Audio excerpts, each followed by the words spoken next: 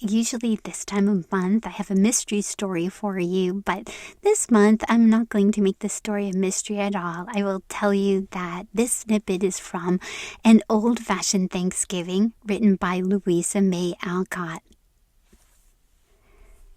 The kitchen had seldom known such lively confusion. Pots boiled over when no one was watching, the spice box disappeared twice, and every child had a different opinion on how much sugar belonged in the pudding.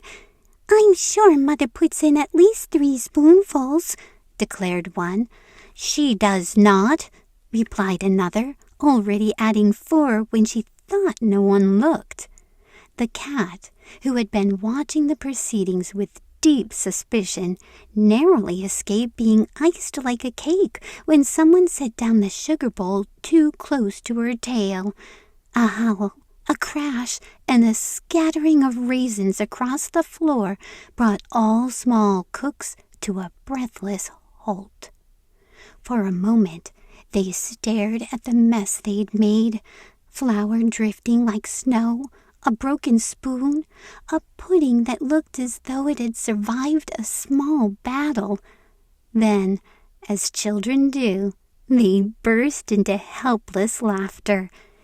"Well," said one with great dignity, brushing flour from her nose, "Mother always says Thanksgiving is about doing our best and being grateful. So, we shall be grateful if this pudding turns out at all."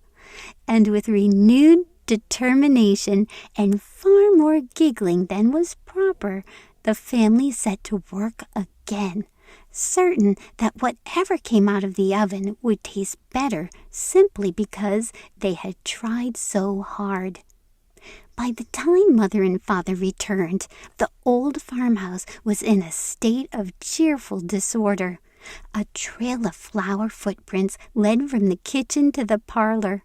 The cat was perched atop the dresser, wearing what appeared to be a dusting of nutmeg, and a suspiciously lopsided pie cooled on the table with more confidence than skill.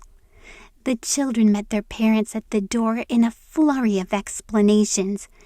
"We tried ever so hard to make the dinner just the way you do," said one of the older girls, brushing a streak of cranberry from her cheek. "Only the dough wouldn't behave," added a younger brother, solemnly holding up a rolling pin that looked as though it had survived a skirmish. Mother surveyed the scene. The scorched pot hastily pushed aside, the triumphant pudding leaning a little to the left, and the unmistakable aroma of something that had most certainly boiled over. But instead of scolding, she laughed, one of those warm, merry laughs that filled the room like sunshine.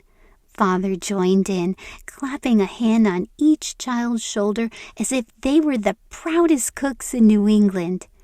"Why," Mother said, pulling her brood into a gentle embrace, "I do believe this is the finest feast ever prepared in this house, for it was stirred with such good intentions and seasoned with more love than any recipe could ask for." And as the family gathered around the table, straightening the dishes and rescuing the threatened pie, there was a feeling richer than the food itself. The happy knowledge that though the meal might be imperfect, the gratitude they shared was very real, and more than enough to make the day a Thanksgiving. I hope you enjoyed that, and sending you and yours the happiest Thanksgiving wishes.